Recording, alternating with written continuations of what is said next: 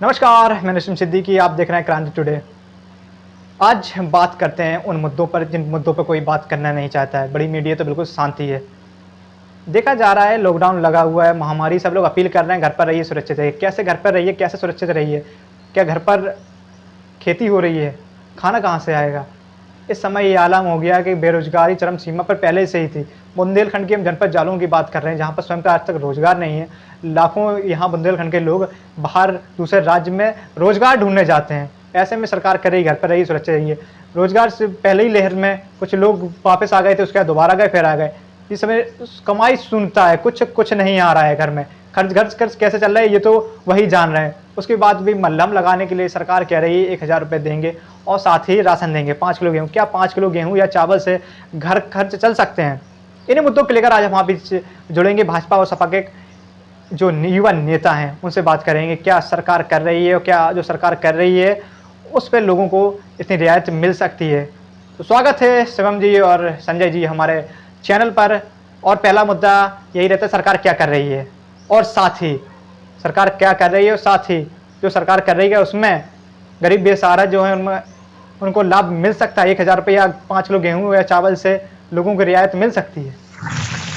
जी, पहले तो आपके सभी दर्शकों को मेरा नमस्कार, हमारे साथीगणों को भी हमारा नमस्कार, आपको भी मेरा नमस्कार।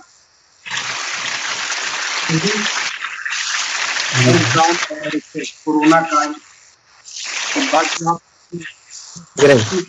ठीक प्रश्न किया है। बता दें आपको कि हमारी सरकार ने इस दिशा में क्या कदम उठाए हैं। पहला, हमारी सरकार ने प्रधानमंत्री गरीब कल्याण अन्न योजना के तहत करीब 80 करोड़ करीब देश के 80 करोड़ प्रधानमंत्री अन्न योजना से लाभान्वित होंगे, जिन्हें 5 किलो पर यूनिट का राशन दिया जाएगा। और सरकार का करीब 26,000 करोड़ से ज्यादा का खर्च अतिरिक्त बोझ पड़ेगा।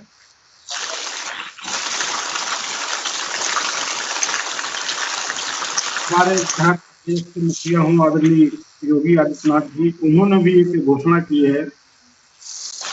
देश का ऐलान है कि श्रमिकों, स्ट्रीट वेंडरों, रिक्शा चालकों, कुलियों और पल्लेदारों आदि भरण पोषण के रूप में 1000 रुपये भत्ता देने का काम हमारी सरकार ने किया है। मदद कर रही है, क्या इससे गरीबों को भला हो सकता है? 1000 रुपये देकर या 5 किलो गेहूँ चावल से सरकार मदद हो सकती है? जो मदद कर रही है सरकार, जैसे हमारे आपके सहयोगी बैठे हैं, उन्होंने कहा है जितनी मदद हो रही कर रहे हैं, क्या इससे उन परिवारों को भला हो पाएगा?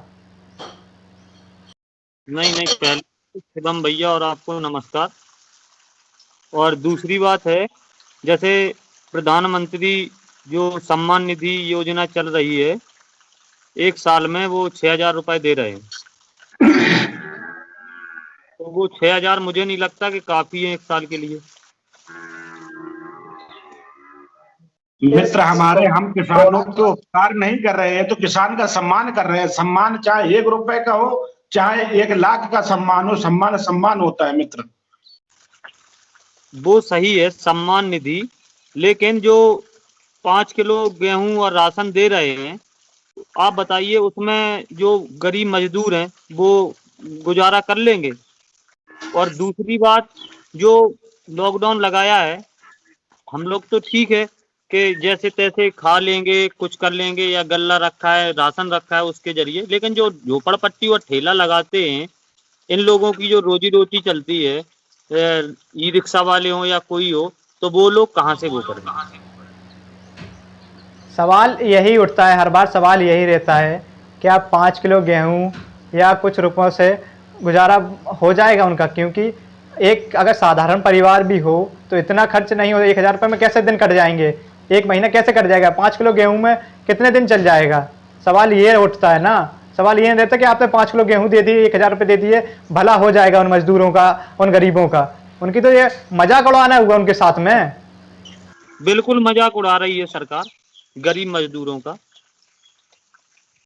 मजाक नहीं उड़ा रही है सरकार, हम गरीबों के साथ खड़े हैं। गरीबों की हक के लिए हम खड़े हैं। गरीबों को जिस संकट का समय है, संकट के समय में जो सरकार पर बन रहा है वो गरीबों के लिए कर रही है। और मित्र, बता दें आपको, इस वक्त में राजनीति ना करें, जितना हो सहयोग करें लोगों का। तो ज्यादा अच्छा रहे। नहीं, बिल्कुल सहयोग, हर पार्टी सहयोग कर रही है। हमारे संजय माननीय जी नेताजी आप हैं। संजय जी आपके नेता कहीं नहीं दिखाई दे रहे इस समय। समाजवादी पार्टी के दूसरी लहर में नेता गायब हो गए हैं।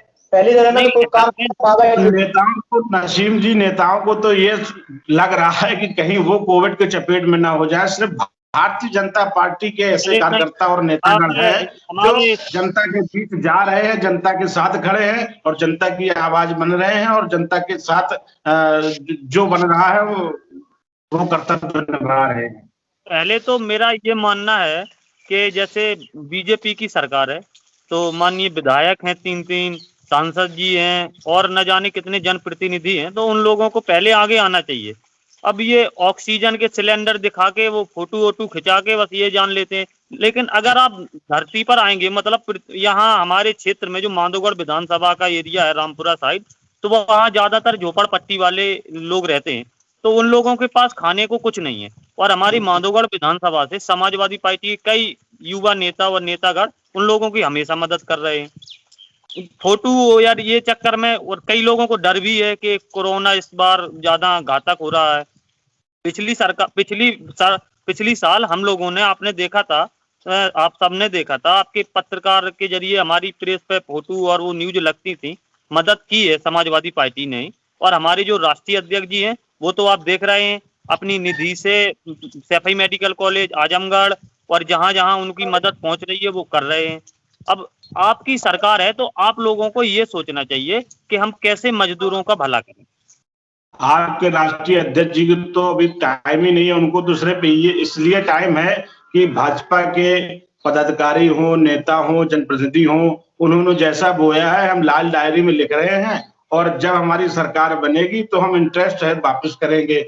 इस पहलू को छोड़कर गरीबों के साथ खड़े होते, गरीबों की मदद करते इस संकट के समय में, तो शायद ईश्वर उनका भला करता। लेकिन अब आदरणीय इससे भाई कुछ होने साहब, वाला आप नहीं है। देख रहे होंगे आदरणीय भाई अब साहब, जनता उन्होंने अपनी जानती निधि है। से, अभी अपनी निधि से उन्होंने पैसे दिए ना। तो अभी वो मुख्यमंत्री केवल सांसद के तौर पर, जो आजमगढ़ से वो सांसद, उसके तौर पर अपनी पूरी निधि से उन्होंने आजमगढ़ मेडिकल कॉलेज के लिए रुपए दिए। तो वो उन्होंने बात सही है। अब जैसे हम लोगों पर फर्जी मुकदमे लिखाए गए थे, तो वो कहते हैं कि हम इंटरेस्ट सहित वापस करेंगे उनके, या कुछ भी हो तो राष्ट्रीय। कहीं फर्जी मुकदमे तो अरे सर भैया, आपकी सरकार 40 में दिन लिखाए हमारी जाते थे। पार्टी जेल में रहे थे, आपको पता है। सर 40 सर दिन सर, एक सर छोटा सा धरना प्रदर्शन था वो।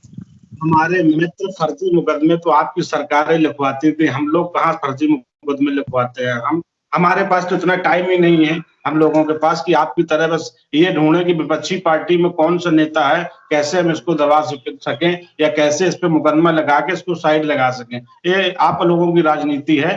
इस कार्य में हमारे लोग भागीदारी नहीं है। ये सब कार्य आपका था। हम लोग तो सिर्फ जन सेवा में लगे हैं, संकट के समय में जन के साथ खड़े हैं, और जो बन पा रहा है तो सरकार से संकट की घड़ी में हम लोग आम आदमी के अब साथ। आप एक चीज और नोट करिए कि जी कहीं शराब की दुकानें आपने खोल दी, शराब की दुकानें खोल दी, और जो रिक्शा वाले हैं उनके आप चालान कर रहे हैं, जो ठेला वाले हैं उनके आप चालान कर। कल हमारे माधोगढ़ में एक फल विक्रेता का चालान कर दिया 2000 रुपए का, वो तो फल बेच रहा था। आप ये बताइए, सरकार ने गाइडलाइन आधारित की है कि 7 बजे से 11 बजे तक आपको जो बेचना है बेचिए, सब्जी बेचिए, फल बेचिए, किराना की दुकान खोलेंगे, दूध की दुकान खोलेंगी। उस आधार पे आप लोग जो है उस पे कार्यरत रहिए। अब तो बेवजह अगर सुबह से लेकर शाम गाइडलाइन तक एक खड़े शराब की रहेंगे दुकान पर भी तो लागू होनी सरकार कर चाहिए कि किसके लिए आप रही है? बेचना शराब की दुकान सरकार, भी। आप मेरी बात सुन लीजिए, सरकार कर किसके लिए रही है?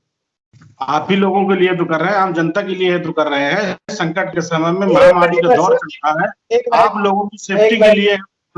जी नसीम जी। एक मिनट आप कह रहे हैं सरकार किसके लिए कर रही है? जनता के लिए कर रही है। अच्छी बात है, क्योंकि सरकार अगर सत्ता में है तो जनता के लिए काम करेगी। लेकिन गाइडलाइन बनाई है, ऐसे गाइडलाइन बनी है आपकी कि 10 सुबह 7 से 11 बजे खुलेगी या 2-3 घंटे के लिए दुकानें खुलेंगी। लेकिन हर दुकान तो खुल नहीं रही है।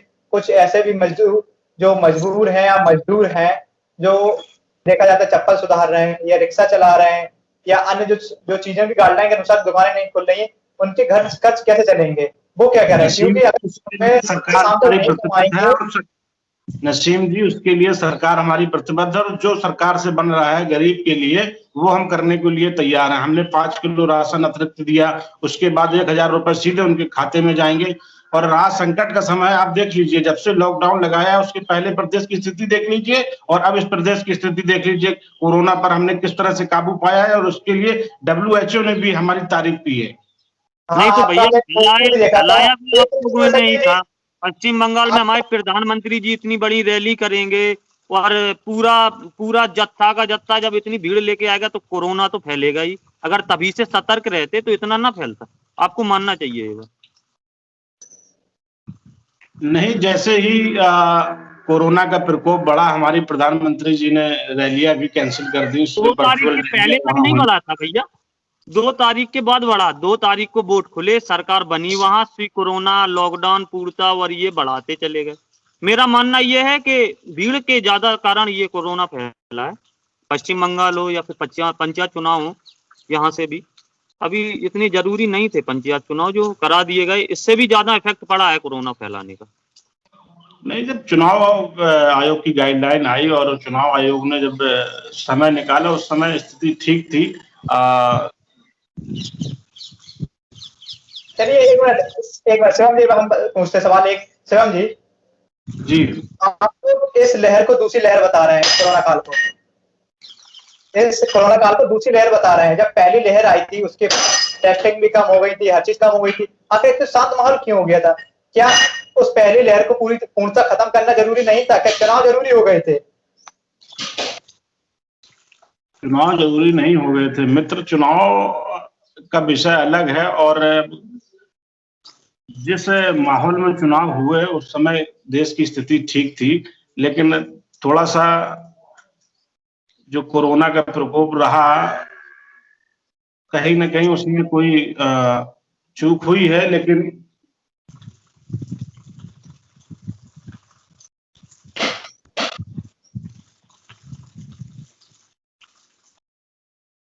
शिवम जी, आपकी आवाज नहीं आ रही, म्यूट पे लगा दिया आपने। शिवम जी, आवाज नहीं आ रही आपकी। क्या नसीम जी, आवाज नहीं आ रही थी, आ गई। हाँ, बताइए क्या कह रहे थे? मैं ये कह रहा था कि चुनाव और उसके बाद थोड़ा सा जो माहौल उस समय ठीक था, लेकिन बीच में जब बिगड़ा तो, लेकिन हमारे प्रधानमंत्री जी ने हमारी सारी रैलियां कैंसिल कर दी और वर्चुअल रैली के माध्यम से चुनाव किया। लेकिन उसके बाद लग नहीं रहा था किसी को कि इतनी भयावह स्थिति हो जाएगी देश में। और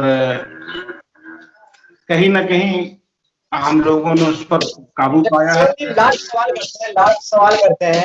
लास्ट सवाल आपसे रहेगा, क्या 1,000 रुपए या 5 किलो गेहूं से राशन एक घर चल सकते हैं? अगर नहीं तो फिर सरकार को अगला क्या कदम उठाना चाहिए? क्या छोटी मोटी रियायत उन गरीब मजदूर परिवार को देनी चाहिए? हमारे मजदूर भाइयों बहनों के लिए इतना काफी तो नहीं है, लेकिन जितना हमसे बन पा रहा है, जो बनेगा हम मजदूर भाइयों के लिए करेंगे, गरीब भाइयों के लिए करेंगे। और करीब 2,000 रुपए की जो अभी किस्त किसानों के खाते में दी, माननीय प्रधानमंत्री जी ने किसानों के खातों में 2,000 रुपए का जो सम्मान निधि के तहत पहुंचा है। कहीं ना कहीं इससे कुछ ना कुछ तो राहत मिलेगी लोगों को। और संकट का समय है, धैर्य का समय है, हम लोगों को कंधे से कंधे मिलाकर चलना है। इस समय अनुकूल नहीं है, जैसे ही समय अनुकूल आएगा फिर स्थितियां पहले जैसी हो जाएगी। ठीक है जी, आपसे सवाल रहता है, क्या तो सरकार ने मदद की है, काबिल तारीफ है, या सिर्फ वाहवाही लूटी गई है, या सरकार से इतना भी नहीं हो पा रहा कि उन गरीब मजदूरों परिवार घर चला पाए? संजय जी, आपसे सवाल देता है। अरे नहीं, तो मेरा तो ये मानना है कि जैसे LPG सिलेंडर हो गैस वाला, अभी ये समय था कि मजदूरों के लिए एक ऐसी गाइडलाइन तैयार करनी चाहिए थी कि जिससे आप राशन तो दे रहे हैं, उनका ये सिलेंडर, ये महंगाई है जो, उनके लिए कम कर दो या कुछ भी करो। मान लो सरकार अभी घाटे में है कि बोलते हैं हमारे प्रधानमंत्री जी की रेल अभी घाटे में, तो इसलिए हमने किराया बढ़ा दिया। तो जैसे LPG सिलेंडर अभी 700 या ब्लैक में 1,000 रुपए का मिल रहा है।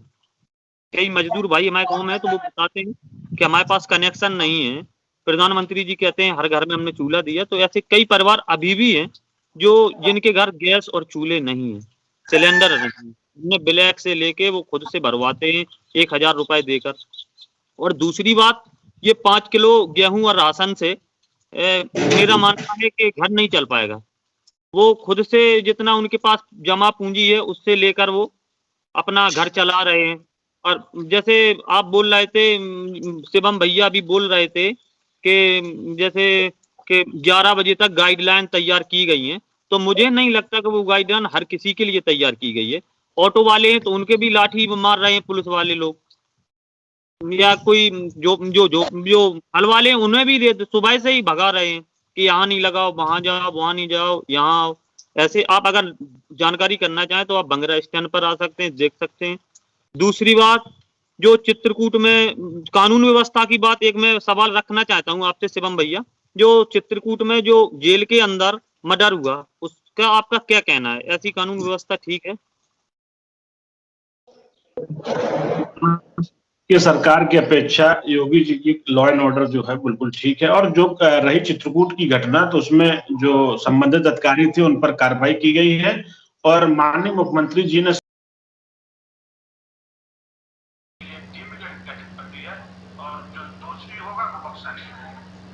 ठीक, अपना कीमती समय देने के लिए बहुत बहुत धन्यवाद, बहुत बहुत धन्यवाद अपना कीमती समय देने के लिए।